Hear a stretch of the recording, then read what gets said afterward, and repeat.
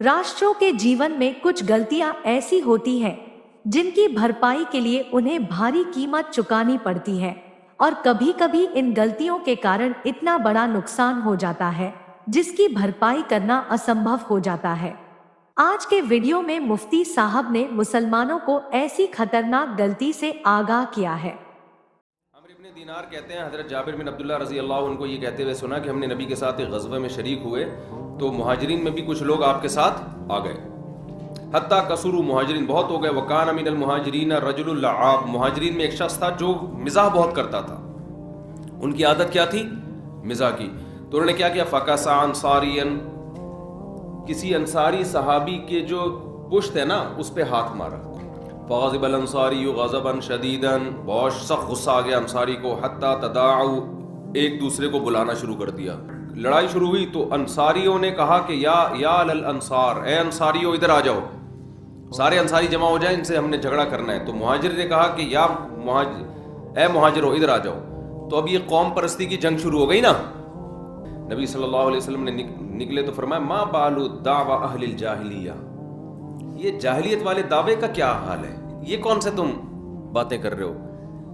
अब देखो यहां कौमियत का इस्तेमाल किसके लिए हो रहा है? लड़वाने के लिए। यहां कौम परस्ती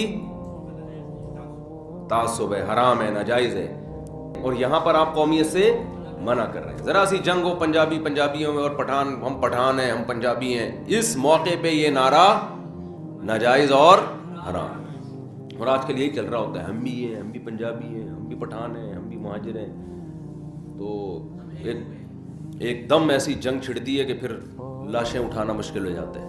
तो नबी सल्लल्लाहु अलैहि वसल्लम ने फरमाया सुम्मा क़ाल मा शानुहुम, आपने फरमाया क्या हुआ इनको? फ़उख़बिरा बिकसअतिल मुहाजिरी अल अंसारिया, सहाबा ने बताया कि उन्होंने ऐसे मज़ाक किया था। उसके बाद जंग शुरू।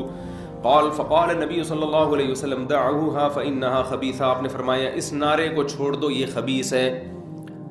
यानी कौम परस्ती का नारा क्या है? खबीस। एक हदीस में आता है मुनतिना, बदबूदार। वो जो बच्चा, बकरी का बच्चा नहीं पड़ा हुआ होता कचरे में, मुर्दा बच्चा, तो उससे जो उसको भी मुनतिना कहते हैं ना, बदबू फैला रहा है। तो ये कौम परस्ती का नारा क्या है? बदबूदार। वक़ाल अब्दुल्लाह इब्न उबई इब्न सलूल, अब्दुल्लाह बिन उबई इब्न सलूल मुनाफिक को मौका मिल गया। ये खुद भी अंसार में से था, इसको मौका मिल गया, भाई इस जंग को थोड़ा क्या करो, थोड़ा भड़काओ यार, आग लगाओ, इसमें आग लगाओ। अक़द तदाउ अलैना, उन्होंने कहा तदाउ अलैना, उन्होंने कहा अच्छा ये मुहाजिरीन ने हम पर अपनी कौम को बुलाया है हमसे लड़ने के लिए। ला रजाना इलल मदीनति ला युखरिजन्नल अअज़्ज़ु मिनहल अज़ल, तो कहने लगे कि अच्छा हमने तो इन लोगों को पनाह दी है मक्का में, सॉरी मदीना में, ये कमज़ोर लोग थे, हमने मदीना में इनको पनाह दी है और ये हमसे लड़ने की बातें कर रहे हैं। हम वापस जाएंगे तो हम जो इज्जतदार लोग हैं माज़अल्लाह इन रुस्वा लोगों को निकालेंगे। तो हज़रत उमर खड़े हो गए। हज़रत उमर ने अर्ज़ किया या रसूलल्लाह अला तक़्तुलू हाज़ल खबीस। सही है ना। अब देखो हज़रत उमर ने सारे अंसार को बुरा नहीं कहा, हाज़ल खबीस, खास उसकी तरफ इशारा करके कि या रसूलल्लाह, दो रिवायतें, एक में कि आप इसको कत्ल क्यों नहीं करते, या आप मुझे इजाज़त दें मैं इसकी गर्दन उड़ा दूं, इसकी। ये नहीं कहा कि ये अंसार ऐसे हैं, ये यूं हैं, तो फलाना है, तो हमारी वजह से इनको इस्लाम मिला है और हमारी वजह से इनको भी तो फुतूहात मिल रही हैं।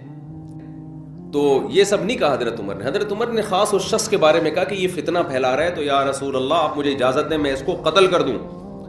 तो नबी ने फरमाया ला यतहद्दसुन्नासु अन्नहु काना यक़्तुलु अस्हाबहु, ना ना ना ना, अगर इनको कत्ल कर दिया, मुझे भी पता ये नालायक शरारती है, तो लोग कहेंगे, अगर मैंने कत्ल कर दिया, लोग कहेंगे कि मोहम्मद सल्लल्लाहु अलैहि वसल्लम अपने साथियों को भी कत्ल कर देते हैं। किस कदर बेहतरीन सियासत है देखो, कि भाई जो गैर मुस्लिम है ना वो अपने आप को इस्लाम में महफूज नहीं समझेंगे, वो समझेंगे भाई ये इन्हीं का कलमा पढ़ता है, इन्हीं के साथ जंगों में गया है, और कोई बात पता नहीं क्या हुई और गर्दन उड़ा दी तो हम भी जाएंगे, तो ऐसा ना हो बात बात पे हमारी भी गर्दन उड़ाई जाए।